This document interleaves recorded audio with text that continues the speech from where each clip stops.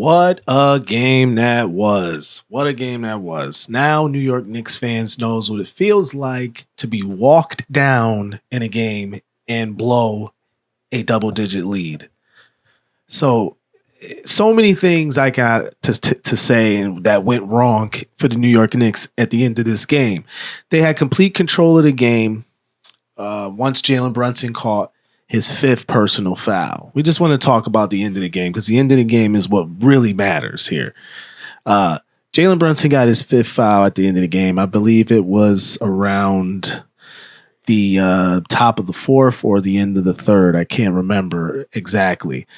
And the Knicks proceeded to go on this 10-0 run with OG Anunoby getting off first, and then Karl-Anthony Towns kind of picking up the slack because he had over 30 points as well. I mean, he was hitting threes. He played very well as the second quote unquote second star on the team.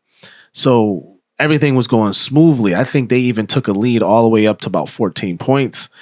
I think Brunson came in around when they were down about 11, I think they were up about 11 when Brunson came in. Either 9, 10, or 11 points or something like that.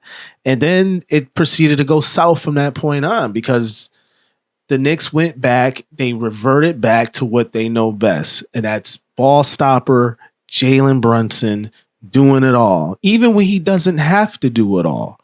Now, I think this is going to be the gift and the curse of having Jalen Brunson be your number one option because you live with it, and tonight you died with it. Clear as day, dog. He didn't have it tonight. He didn't have to be the number one option tonight. But the Knicks are so used to him being the number one option that they forced him into being the number one option tonight when he didn't have to be that. And it completely messed up the whole momentum of the game and allow Indiana to crawl back and win the goddamn game in overtime. And actually, to be honest, the game should have been over at the end of regulation when Haliburton kissed him goodbye with that three-pointer that bounced all the way up, worse than Kawhi's did against Philly years back, and went in.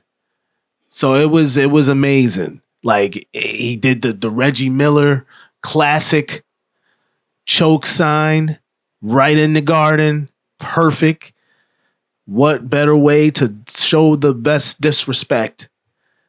But so many things went wrong. Like, even when Nesmith went off for the Pacers, he went crazy. He started hitting three after three. And I was just saying to myself, like, guys, you're only up 12 points or whatever it was at that point in time. There's only a few minutes left. There's plenty of time left in the game for you to completely blow it. And that's what they proceeded to do. They completely blew it. And OG Anunoby, I don't know what happened to him at the end of the game, at the end of the fourth quarter. His brain melted or something. He could not pick up the coverages on defense for whatever reason. Every time they would slip that pick and roll, the big like Miles Turner or whoever was delivering that pick, OG would not step up to the three-point line for whatever reason. I don't know why. So Nesmith, his first like three-pointers were open and he hit them. And then every time he got the ball from that point on, he proceeded to hit him. And voila, they got back in the game. So to me, it's a clear choke job. Tibbs didn't make adjustments. He didn't. He lived and he died with Jalen Brunson. And there was times where he could have sat Brunson on some defensive possessions toward the end as well. But he didn't do that with McBride. He lived with Brunson. And, this is on him as well. He didn't have Tibbs also ran out of challenges. You know who had his challenges at the end when it really mattered, when it really counted? Rick Carlisle. You know why? Because Rick Carlisle is an OG pro. He's a champion. He's been there before. He's done this before. And he had what he needed when the time was right to get that overturn call in overtime when the ball was clearly deflected off of Jalen Brunson on the sideline. This is going to be see, this is the thing about basketball. It comes down to these little key possessions, these key moments. You're either going to have the best coach or you're not, or you're going to have your best players make the best decisions at the right times of the game. And Haliburton, again, Haliburton is earning my respect slowly because he doesn't interject. He doesn't force himself into games. He's always there when he needs to be there, though. And that's what true superstars do for their teams. And Jalen Brunson has to be less Luka Doncic in this series. That's the only way they're going to win this game.